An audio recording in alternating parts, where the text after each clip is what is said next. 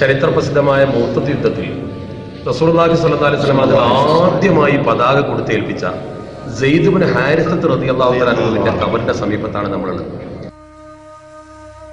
ഇപ്പൊ നിൽക്കുന്ന ഈ സ്ഥലം ഖുർആൻ പറഞ്ഞ സ്ഥലത്താണ് നമ്മളുള്ളത്.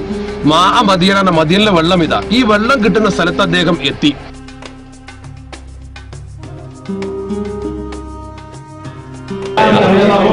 അൽ-കഹ്ഫിന്റെ ഗുഹയിലാണ് നമ്മളിപ്പോൾ ഉള്ളത്. പരിശുദ്ധമായ ബൈത്തുൽ മുഖദ്ദസിലെ പ്രധാനപ്പെട്ട ഒലിവ് മലയിലാണ്.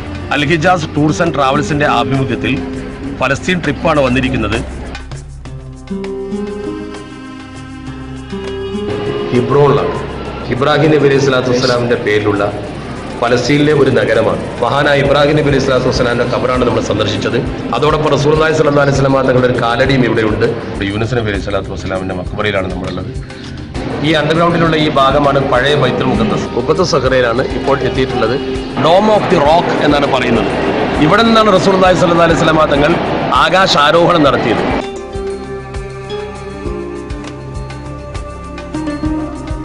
സൂയസ് കനാലിലൂടെയാണ്. സൂയസ് കനാലിന്റെ അടിയിലുള്ള ടണലിലാണ് നമ്മളിപ്പോൾ ഉള്ളത്.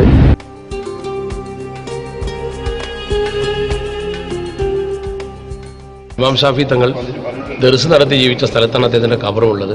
ഇസ്ലാമിനെ തീയിലേക്ക് വലിച്ചെറിയാൻ ഉപയോഗിച്ചതും ഈ മഞ്ചനീക്കാണ്. ആണ് മഞ്ചനീക്ക്. ഫീസത്തുൽ മിസ്രിയ ബിയുടെ മക്കറോ കുമ്പിലാണ് നമ്മളുള്ളത്.